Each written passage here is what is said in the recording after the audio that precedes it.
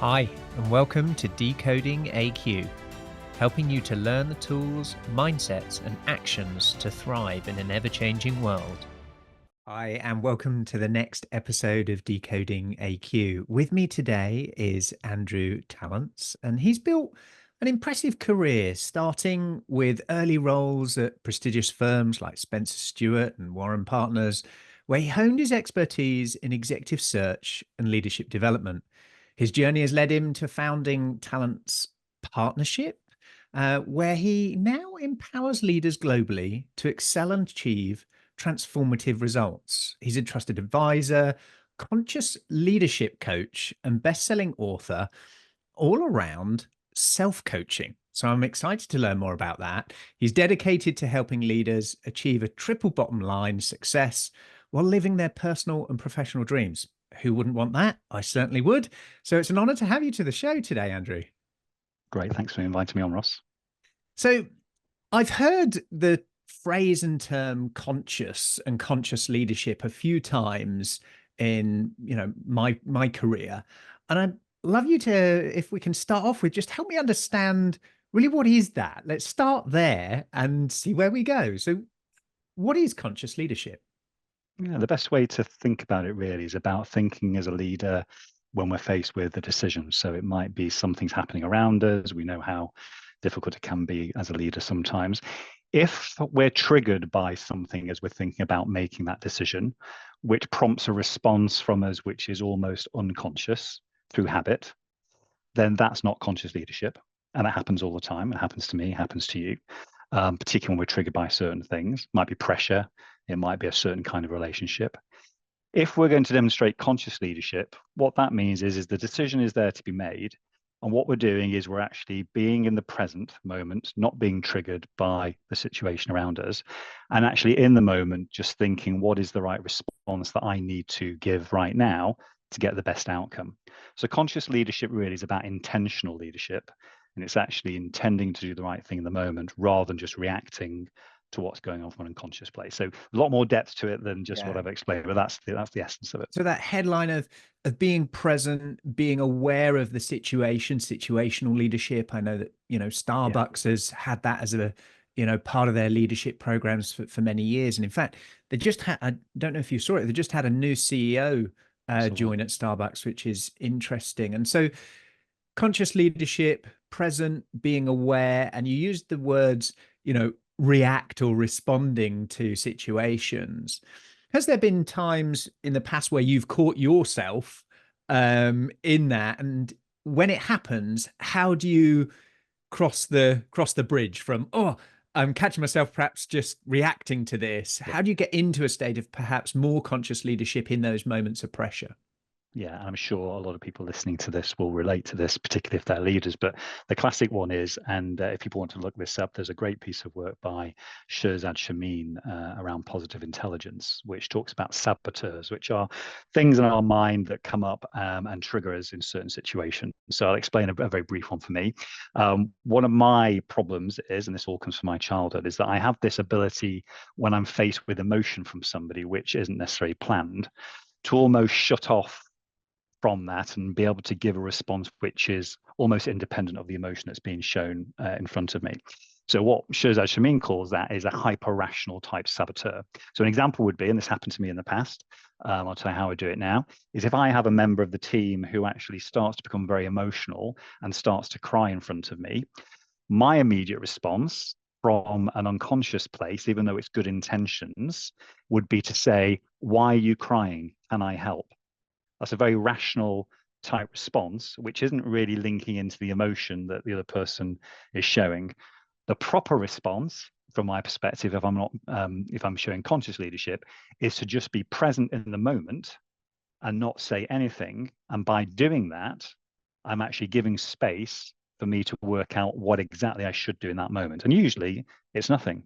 Usually it's just being there so that they can actually still cry and then speak when they're ready. That's very difficult for a leader who is not necessarily in tune with their emotions. And that's a good example. Another one is when we're a controller, we try and control things. And when things go against us and we start to be triggered again, we try and get more control.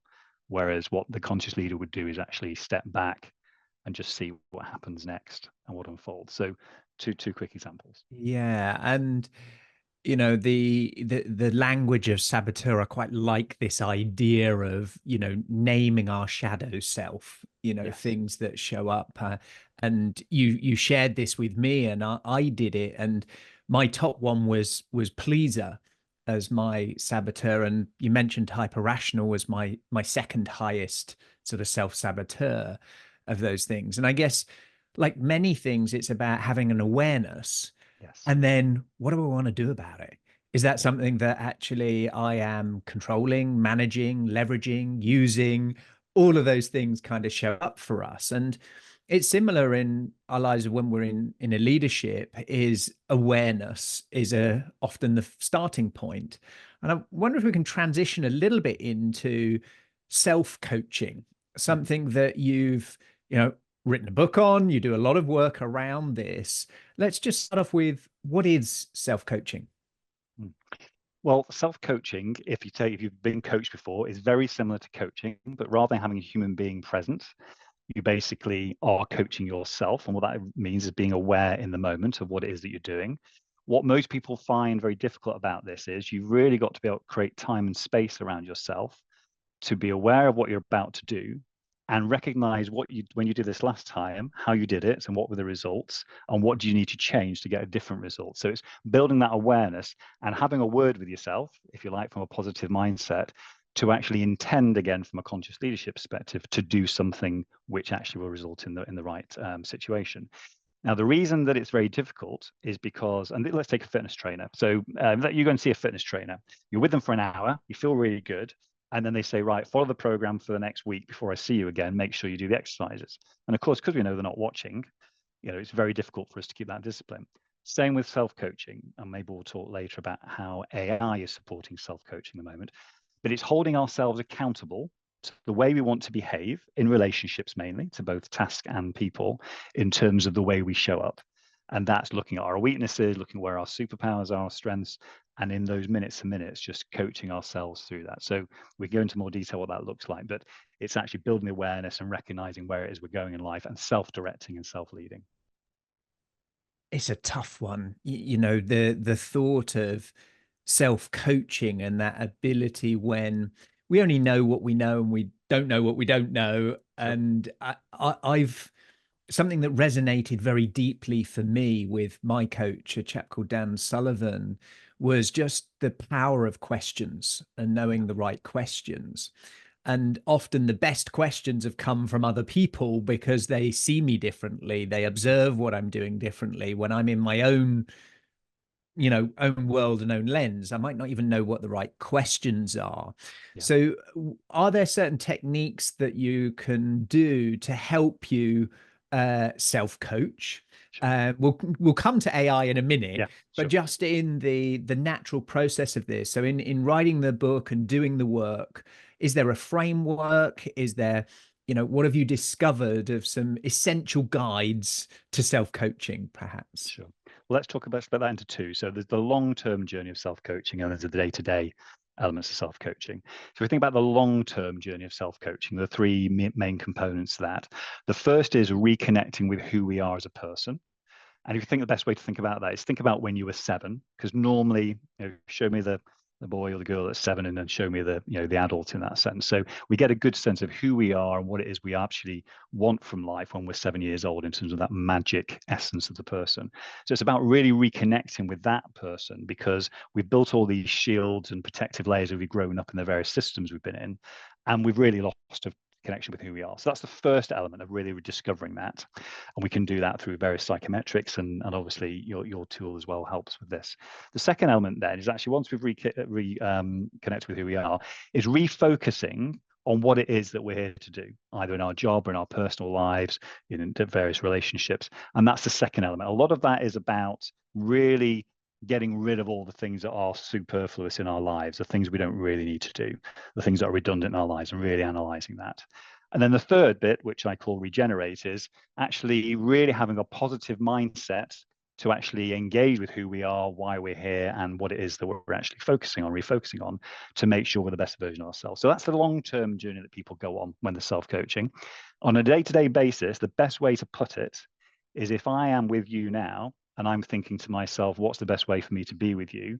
The best way for me to do that is not think about how I was yesterday or how you want me to be or how I should be tomorrow.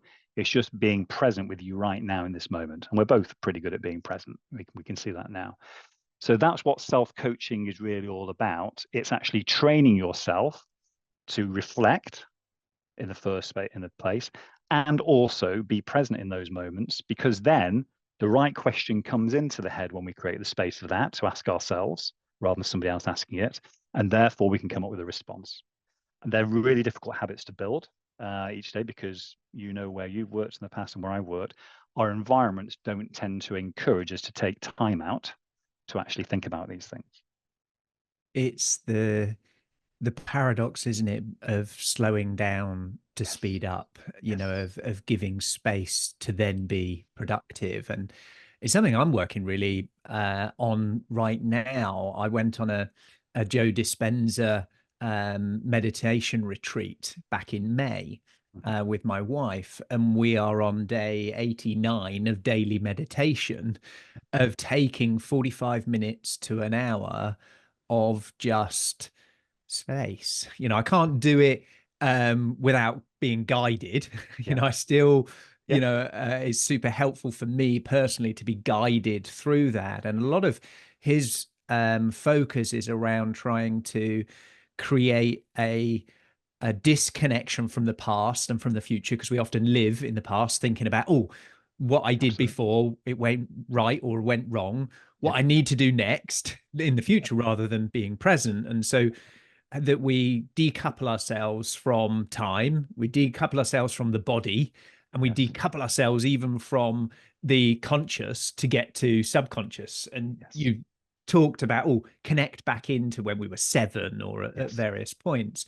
So as we work through this as leaders, of this balance between, okay, conscious leadership, being present, self-coaching, creating the space to reflect, Yeah. to think and ask good questions, um, where does work get done in that? Great. It's a great question. It goes back to your slowing down to speed up. So, a great example of this would be, and this is where the challenges are, I think the younger generation coming through are showing us something here. So, I've got 3 kids, one's in the 20s, the other are teenagers. They're the ones who will actually help to change the way that organizations work in the future, because they will demand more of this in terms of how to be. What they want to be is to be able to take time to make the right decision in their life. They don't want to be dictated to about how they live their lives. Older generations are having a real problem with that at the moment, but it's coming because actually what they can see is they can see their parents who are running around the country as leaders, a lot of them, who actually have no time, they're never home, and they're actually always traveling and working.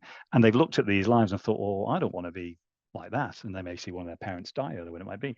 So where does the work get done? It's all about being more efficient, because if you give me 30 things to do tomorrow, I can actually just start doing them, or I can take some time out at the start of the day and think, well, which of these 30, could somebody else do? Which of these 30 have I done before and can do more quickly? Which of these 30 actually don't need doing today? And pushing back and challenging with the boundaries.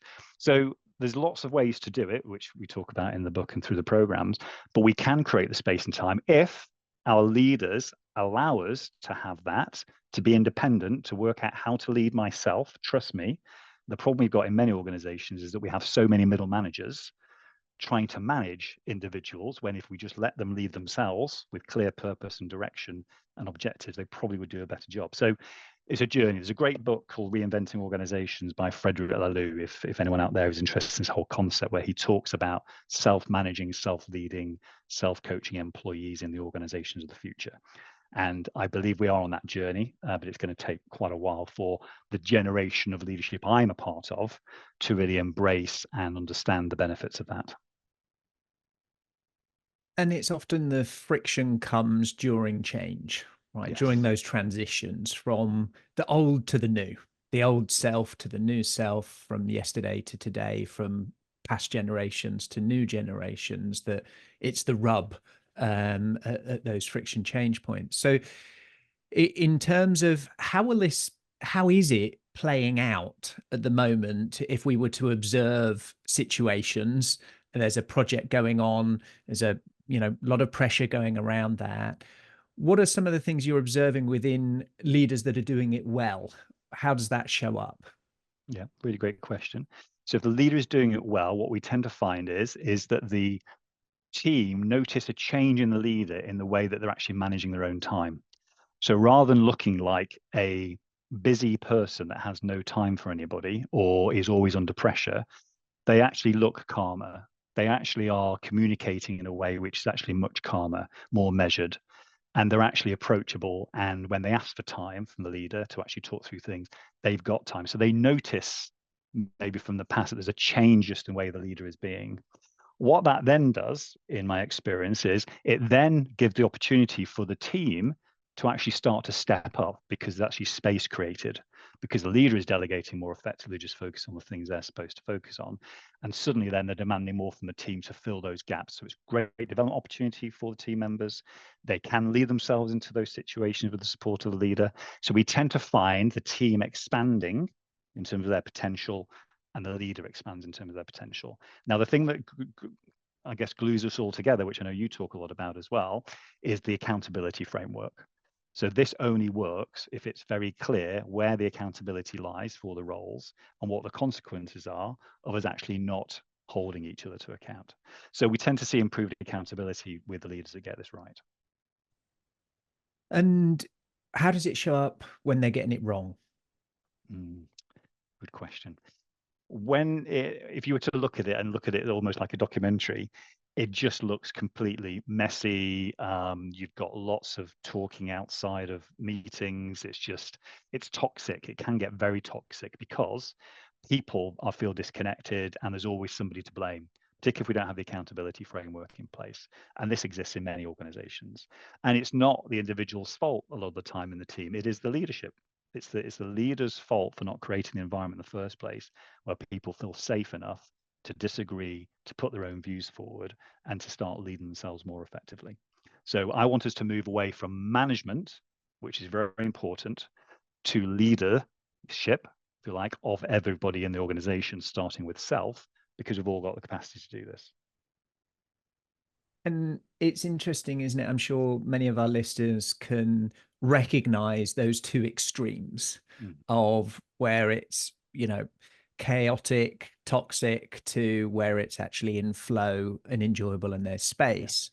But often life exists in the messy middle as well.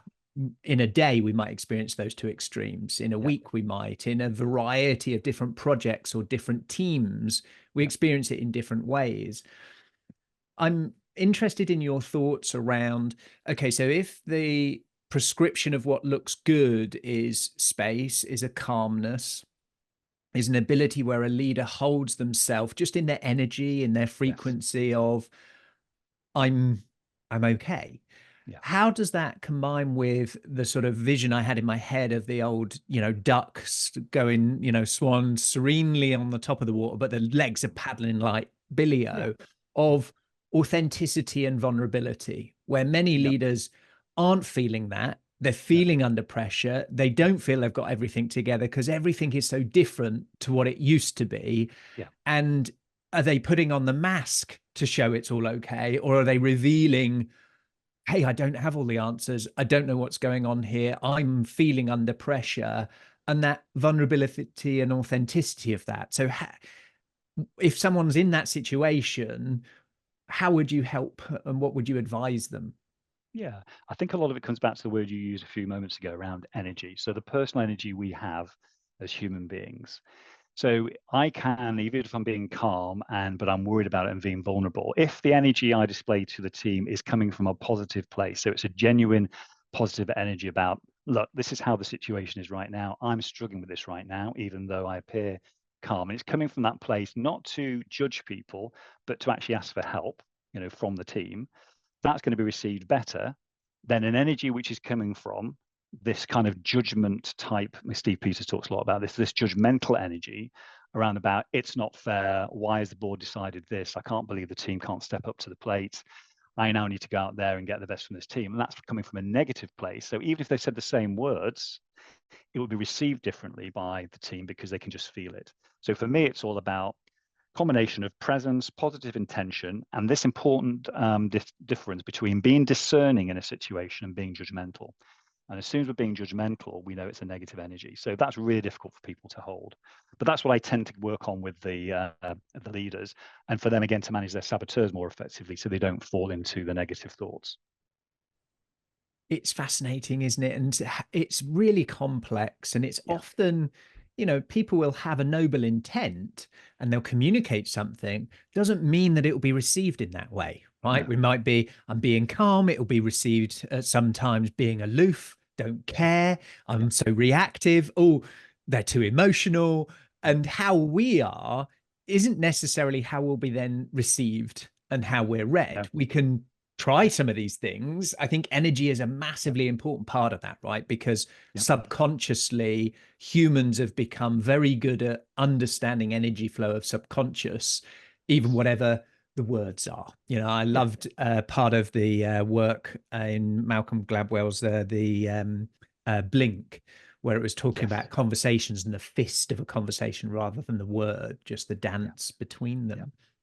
And the sort of intent can get lost, especially when you're feeling pressured, if you're not getting the results or things aren't going right of yeah, what is right, i.e., we're doing a load more experimentations. It's much more unpredictable. Therefore, we're going to get unlikely results, good and bad. yeah, So when we're then facing a challenge, I'll give something very real, is where we're not achieving the results and we're going through doing the actions, going through the strategy, all of those things. When we come to analyze it, for it to feel, no, we're analyzing what we did and the process and the principles, not the person. yeah, And the intent might be there, but the person often feels that, you're judging my yeah, performance or I didn't do this, yeah, even though the intent might be very different. And so, yes, words matter, but also it's the state of the people as well in what they're feeling, a sense of security or insecurity of those. So when it's in those sorts of situations, how would we self-coach ourselves as opposed to looking to a leader or to somebody else to help us? What are some of the things in those moments? yeah. It's a great question. There's one question which I encourage everyone to ask themselves and reflect on in relation to that situation you've talked about, and it's a really difficult question for people to answer, but they can. So the question is, let's say I was being led by you and I'm responding to you and I'm feeling these feelings, then I've got to recognize that it's not you, it's actually me. So the way I'm feeling right now, because the way you're behaving, is down to me, not you. So I've got to ask myself the question, who am I in relationship with Ross when you're being like this? Let me just really be clear about that and try and really deeply understand that. How am I being in relationship with people like Ross, when they treat me this way? Let me think about that a bit more. What's coming up as I really explore that, either with somebody who's close to me or myself through reflection? Let me maybe write down a few thoughts about that. Interesting, I worked with a client recently when I asked this question. He asked himself the question, and his answer to that was, whoever they need me to be, which is a really interesting answer because this individual was exhausted being different versions of himself in relationship with other people because of what they needed from him. And he never asked himself the question, what do I need? So that's a really important. Who am I in relationship with this particular individual in the situation? And what do I need from this relationship to make me feel differently so I can perform as I need to? I like that. And a lot of people that when I first have conversations about our whole focus of adaptability, they say, oh, is that being flexible? And yes, and it's also about what are you inflexible to? It's part of Yes. our adaptability. What is my steadfast, boundaries? Often people associate those types of things with values Yes. or beliefs, but also in terms of behaviors, in actions. What is it that I am absolutely committed to doing that I will have passion around, I'll have perseverance around, and then that manifests into grit. When we have too much of it applied in the wrong direction or wrong area, it can then become a saboteur.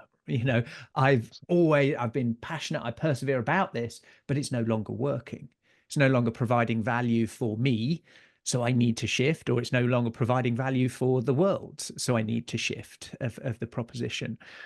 When we were talking earlier around, creating the space and modeling how we are and then it affecting others, what's your view around modeling and modeling behavior, particularly in the space of conscious leadership? If we come back to conscious leadership, and what does modeling mean in that? Yeah, no, it's a great question. I think what goes in my head here again is a lot of us, in whatever role we're in, whether in leadership roles or not, we are usually valued for the expertise that we bring. And that's fine. And we'll come to AI later.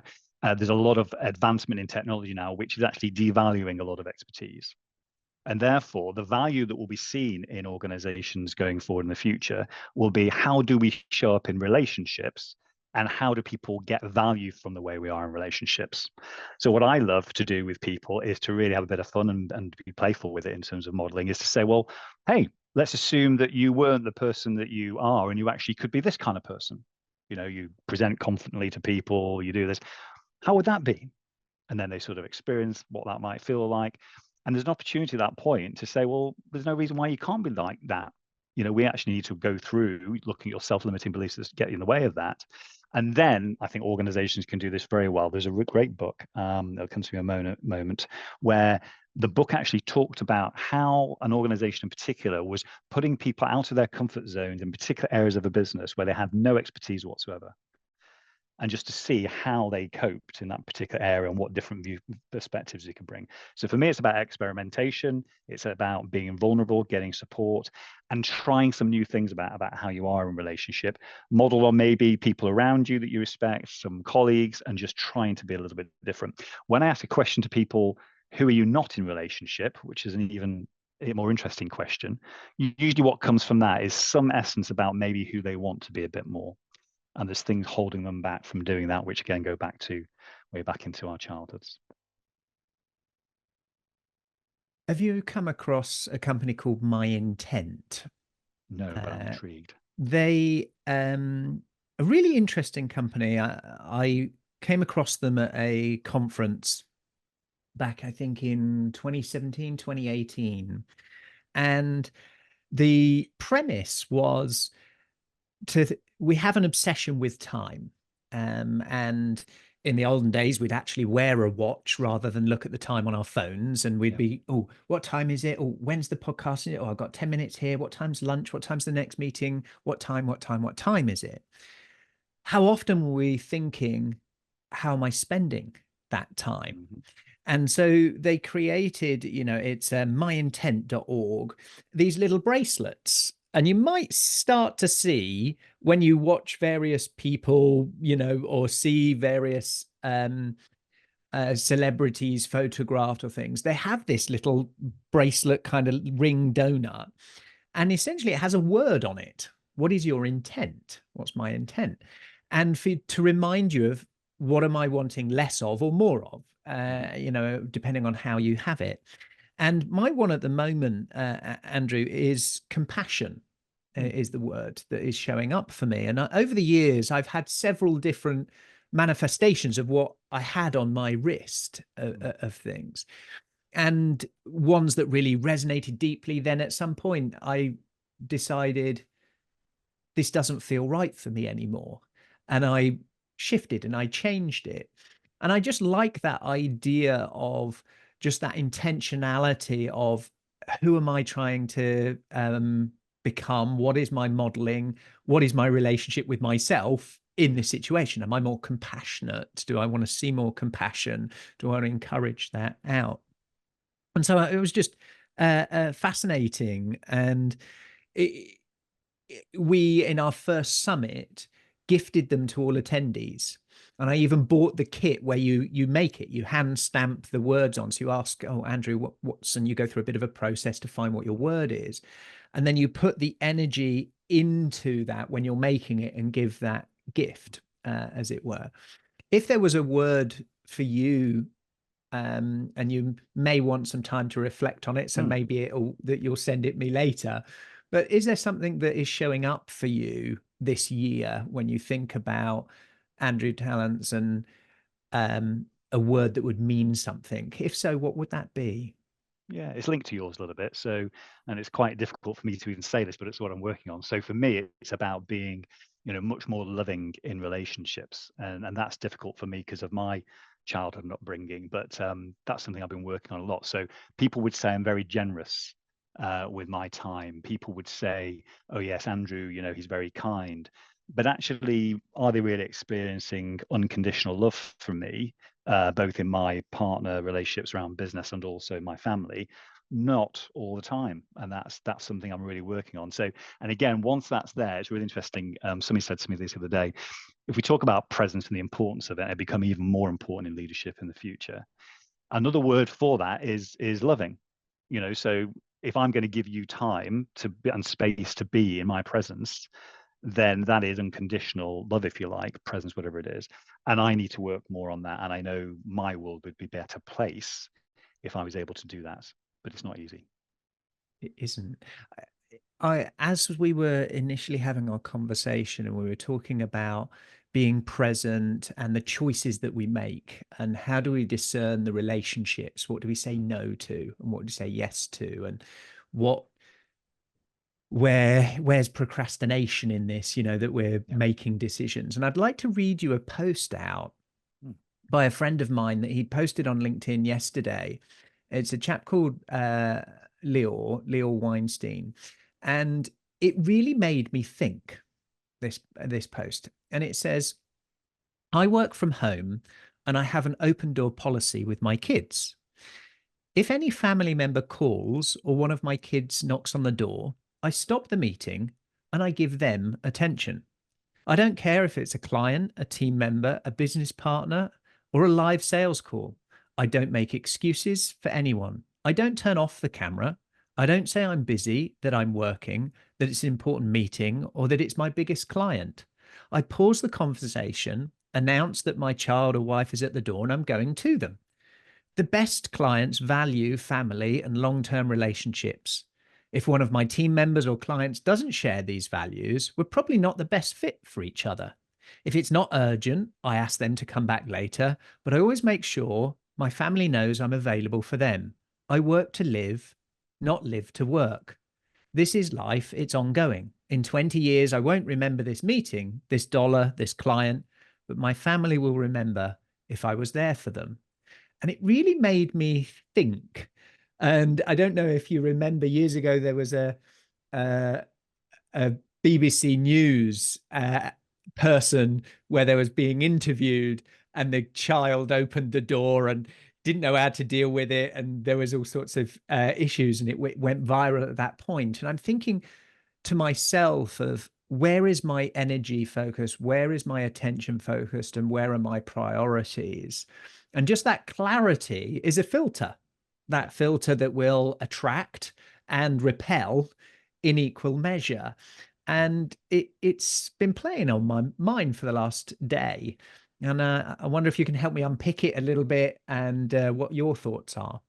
Yeah, it's really interesting you reading that out. I felt a bit emotional actually when you were reading it out in terms of maybe some guilt coming in there. What would I do in that situation? And am I really going to be that genuine in terms of that situation? I think COVID probably helped frame this quite a lot. I think if we'd had this kind of view before COVID, and we hadn't all been used to being on videos at home and all that kind of thing, I'm not sure how easy that message would be received. But I think now it certainly is. I agree with the sentiment. I think the only thing I would say, and it comes back a little bit to what I do in coaching and some of the people do in relationships. I think there's some probably initial contracting, with the client that you're with on the call with, to say, look, I'm at home today. It's a bit of a madhouse. We've got the kids round. Happy to talk about them later if you want to. We've got the dog who's barking along. So if anything happens and they come in, I'll just have to excuse myself for a few moments. So that's what comes up for me. The reason for doing that is to make sure to give them permission to be involved in that decision as opposed to me just making it. But the actual principle itself and the premise I really admire. It comes down to communication, doesn't it? Yeah. Communicating your principles and Yeah. the expectation setting. Yes. Now, over time, this individual, a hugely successful individual, has formed through continual behavior, an environment where that is not only fostered, it's celebrated, but also is rewarding for all. Yes. If it was sudden, unexpected, or different, or not communicated, Yeah. that's where it can be difficult, right? Wherever we want to hang out, whoever Yeah. we want to hang out with, as long as we're clear around that, I think is an interesting one. So as we come through the transitions of awareness from questions we ask or data that's input, a story Mm, that someone shares, a book that we read that helps us think about how will I decide and choose to spend my time differently tomorrow mm, mm. based on this new bit of information? What will I do differently? What projects will I sponsor and back? What team members, what skills, what gaps do we have in order to create progress and value? In doing that, there's always an abundance of opportunity. Yep. And it's often the most valuable thing is what do we say no to, not necessarily what we say yes to, certainly as in a leadership role, right? Yes. What's the impact of AI and AI coaching in helping us make the right decisions? Do we, in accountability, do we abdicate this to, oh, AI told me so. Mm, Here's all the data. Here's all the stuff. Or no, Andrew told me so. And I believe Andrew because he's got 20 years experience. mm. Where's the balance in the future between decision making and how can AI play a role in that for leadership and coaching? Yeah, great question. So I'm glad we've got to this. So let me be clear. I do not think that coaching in itself will be eradicated through AI, because in terms of really top level coaching, it's the presence of the human being which makes the difference with the other person that enables the coaching to happen. And at the moment, AI doesn't look anywhere close, becoming conscious in that sense. So I think that's going to remain. However, if we're looking at everybody getting access to coaching, let's say coaching is a good thing in terms of organizations, and everybody in the organization can access it, then the way that AI coaching can help with self-coaching is to replicate, as you were saying before, the questions that come up regularly in coaching, because there aren't that many. There are only so many questions you can ask as a coach to get somebody to think about what's going on for them and what their response is to that question. That's where AI can really help. So I can help in two ways. And when I'm talking to organizations about this, it's really interesting. All it takes is 15 minutes in the morning. I'm working with an AI self-coaching partner now who we work with clients, sitting in front of the computer and either engaging with voice or typing to actually say, hello, this is what I want to think about today. I'm worried about this relationship with, we set the context, we set the scene, and we start contracting with the AI interface. The AI does not give you the answer.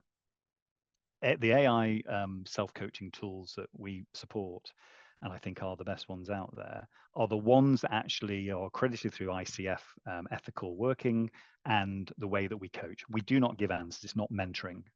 So basically what happens is it encourages you to actually think about the situation you're in, reframe it, think about what you've done before that's been similar. What could you do to actually make this thing different to the way it is now? How are you showing up in relationship to it? So it's asking the right kind of questions that a coach would ask you in 15 minutes for you to actually then come up with a different kind of alternative option. When I did this recently with a friend of mine, he basically had got very angry with a business partner who wasn't putting some focus on a particular client. And he sat down with me and we went through the AI self-coaching. And after 10 minutes, he wasn't feeling angry anymore, because what he realized was that he was the problem. It wasn't his business partner. And that's what AI self-coaching can do. It puts it right back to you and says, you are the person that can control the outcome here.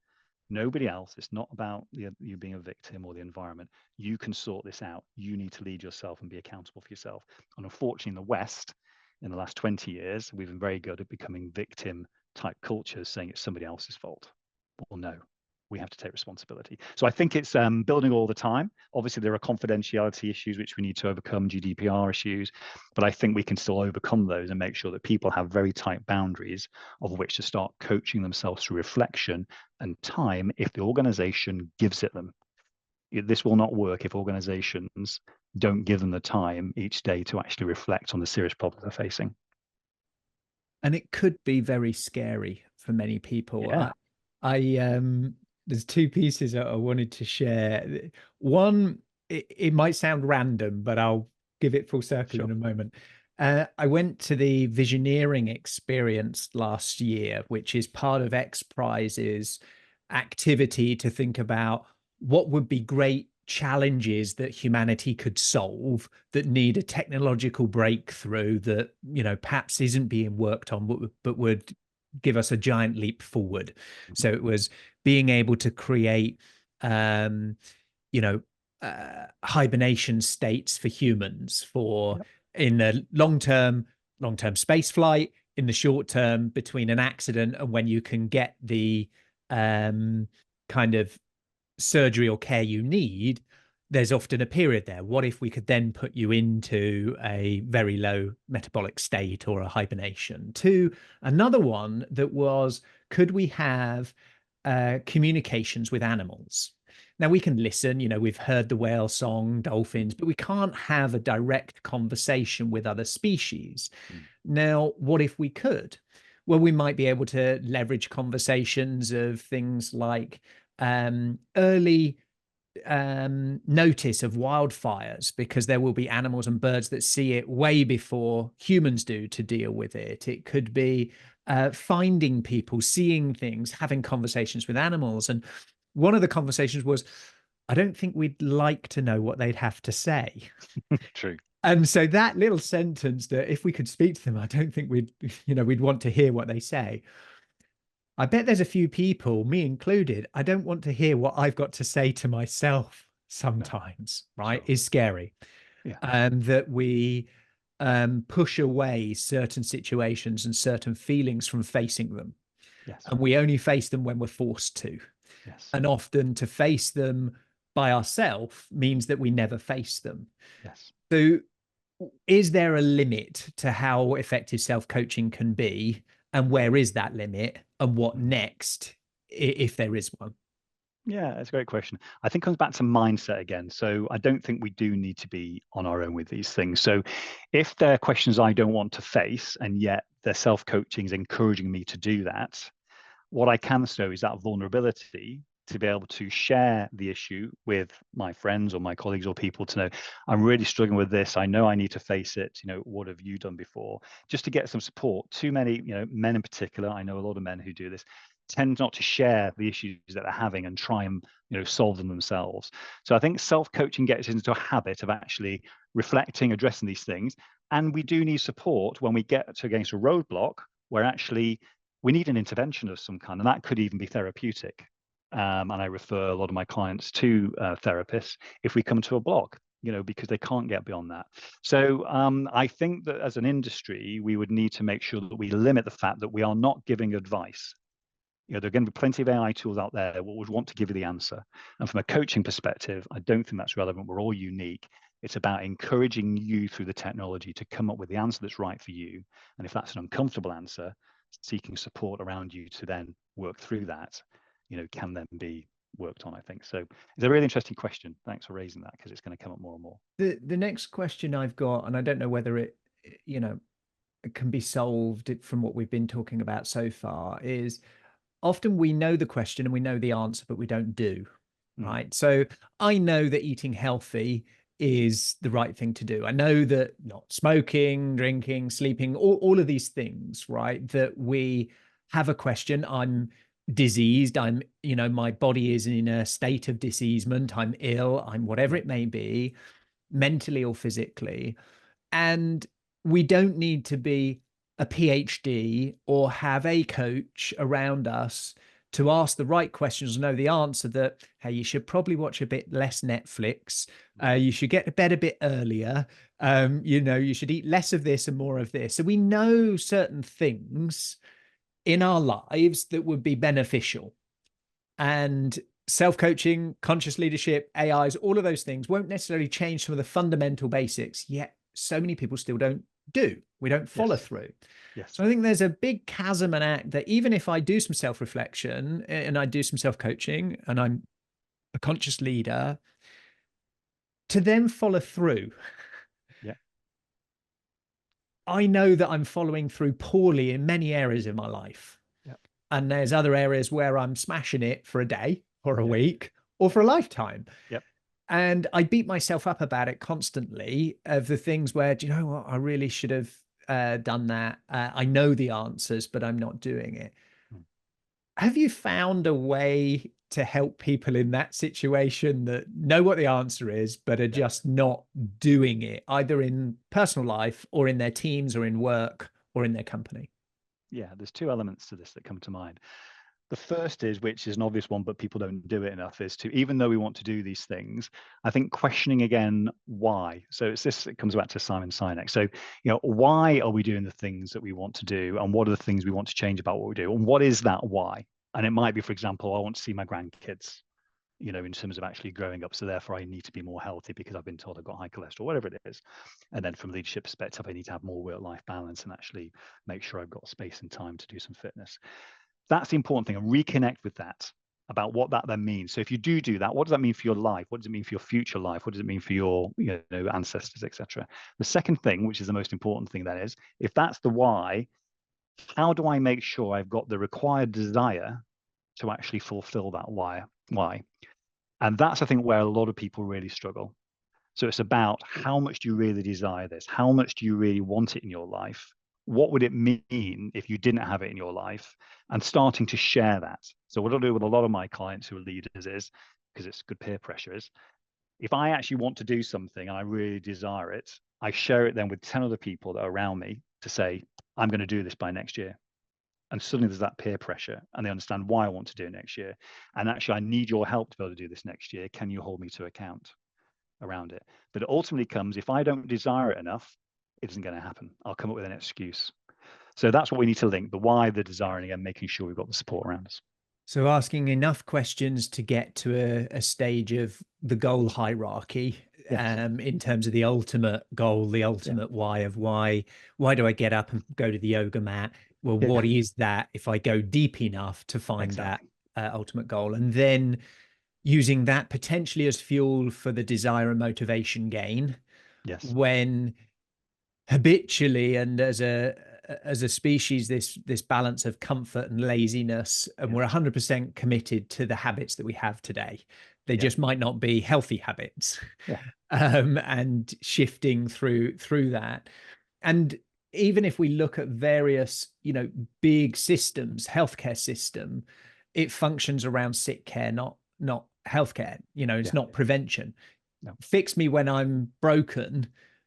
I could have avoided the break by doing XYZ, Yeah. eating my 5 a day, doing this, whatever it may be, as well. That's okay. I'll get fixed by something or somebody, or when I Yeah. face that. And some of that is the beautiful naivety of the unknown, be Yeah. that youth or never having experienced certain things, certain setbacks, uh, pre a situation, a health situation, a relationship situation, a job situation to post, very different. Got a job, haven't got a job. Yeah. Had one I liked, don't have one I like. Was in a relationship, out of a relationship. Had this person in my family, no longer have this person in my family. As we transition through life, how we behave and how we choose things does shift, does Yes. change. And what was a goal before might be a new goal tomorrow because something happens to us, Yeah. a situation. The market can shift, team members can shift. And you mentioned earlier about one company deliberately putting people in areas of naivety to see how do they Yeah. create innovation, how do they cope, what do they learn from doing that. And again, it comes back down to your response to Leo's letter as, what was the contract, what was the expectation, have I been consulted in this, is it a small period of just trial, or have you just dictated my career path for Yeah. me, Andrew, by putting Yeah. me over here? I don't understand it, and therefore I'm digging my heels in and I'm going to saboteur the Yeah. decision. Yeah. So when we come kind of full circle, I've really enjoyed, and I've tried a very different approach to our podcast Mm. than perhaps many of the others, just of where I am. And I wanted to be in true honor of the Mm. presence of myself and us in our conversation, than, this is another one. This is the format I go through to, Sure. okay, what is really going on in my life right now? What have I read? What have I seen? What's going on? What are some of my challenges? And talk about it. Yeah. And I want to encourage some of our listeners to do the same than just their process of, oh, it's another project. I've got to do the task list, got to turn up, got to do that bit, to really honor what is going on, what is happening right now. And I want to thank you from when we had our conversation not that long ago that led us to this interview that has sparked that. Is there any, I've got a final Mm, question. sure. Before I do that, I want to give you space if there's anything that you would have loved me to have asked you that I haven't. I don't think so. I've really enjoyed you opening up and really trying to question me a little bit about the future of AI. That for me is an unknown.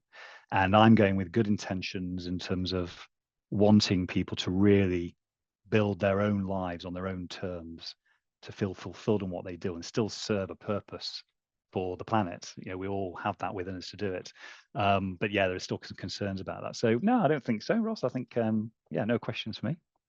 I I see the world in the same way of the belief in noble intent of humanity to Mm, use this inert technology for good. Yes, it can be used for bad and it will be used for yeah. bad, but the more that we can outsway that, the better chances we've got, right, of using it in different ways. Mm, My question I ask mm, to every guest is mm, around curiosity, mhm, and it is, when was the last time you did something for the first time, mm. and what was it?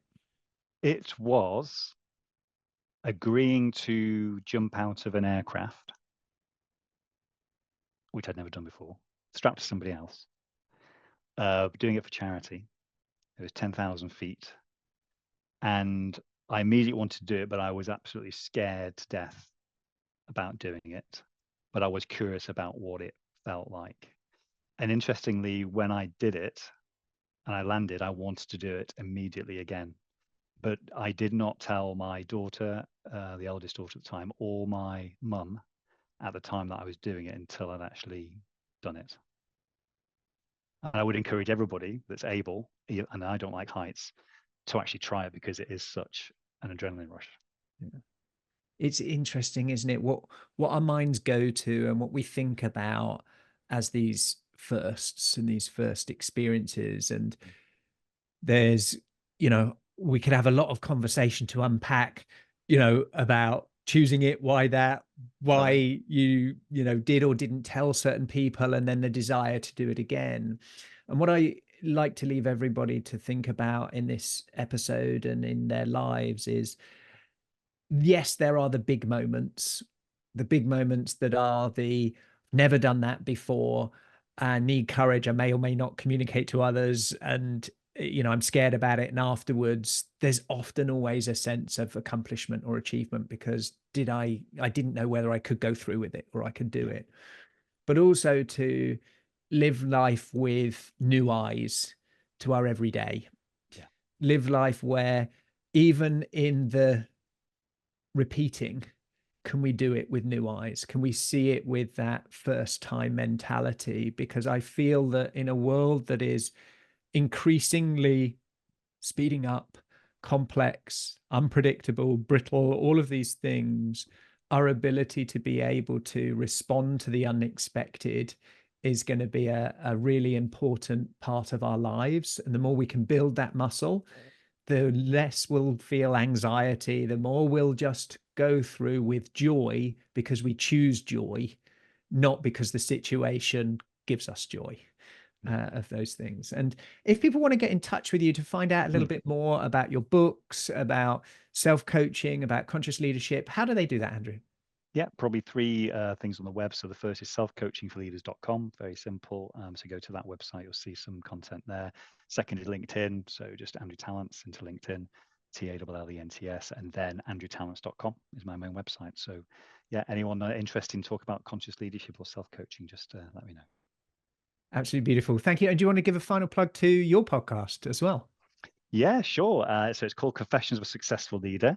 We explore why leaders are successful and how much of that is contributed by their earlier childhoods and trauma that existed in their childhood, whether that's mild trauma or significant trauma. A fascinating listen and watch on YouTube as well, because many of the leaders appear very successful on the outside and are, but we don't know what's going on the inside, and they're very open and vulnerable when they come on the show. So yeah, have a listen to that. Do you have a particular episode that if you'd say, if you're going in and they're going to test it out for a first one, is there one that you'd say, go and check this one out? It's come to my mind as an interesting one. Is there one? There's two, man and a woman. So Sophie Bryan is fantastic, really useful one. She's got a really interesting story. And Tom Moore, not the Captain Tom Moore, another Tom Moore, but both have got very interesting stories, very different, both very successful leaders.